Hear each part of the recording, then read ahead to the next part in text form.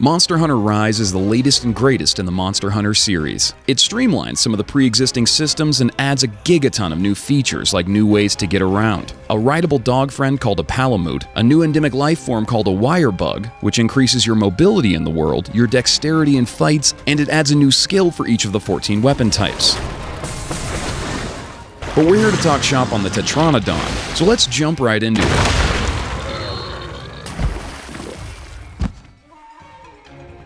The Tetranadon is based on a water demon from Japanese folklore called a kappa, who in stories loves sumo wrestling and steals your organs through your butt. In Monster Hunter Rise, though, the only thing the Tetranadon does to your butt is beat the hell out of it, but that is bad enough. So when you go up against one, you'll need to be prepared. As they say, knowledge is half the battle, so let's study our big fat water-dwelling enemy.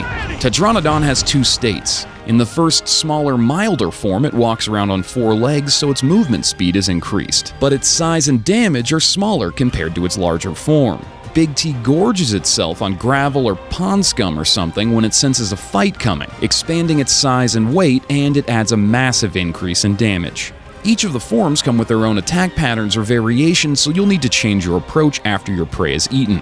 When in its natural state, the Tetranadon has a straightforward rush attack you'll need to sideways dodge to avoid. The expanded version of this attack will be harder to dodge because it cuts a much wider path. The Tetranadon can spit water with its water breath attack in both of its forms. The supersized version of this delivers a single stream of water with increased damage. This big dude can pick up a boulder and throw it at you. As soon as you see the Tetranadon go for a rock, it's best to stand back, watch its movements, and wait for the toss so you can see where it's going to land and get out of the way.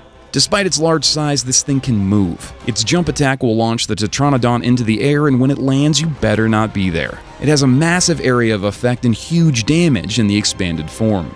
Being based on a sumo wrestling yokai, the Tetranadon has a foot slam attack which shoots out sideways from its body. The large version of this attack causes tremor, but can be dodged using the wire bug I mentioned before.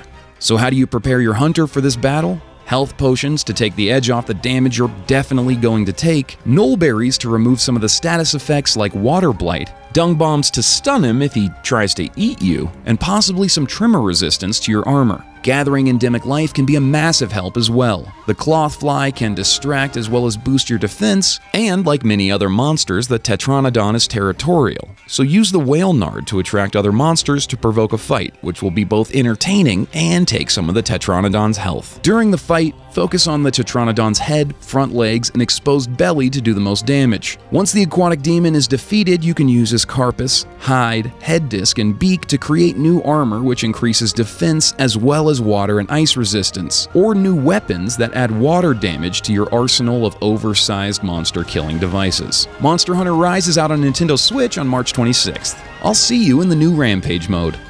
Shall we go?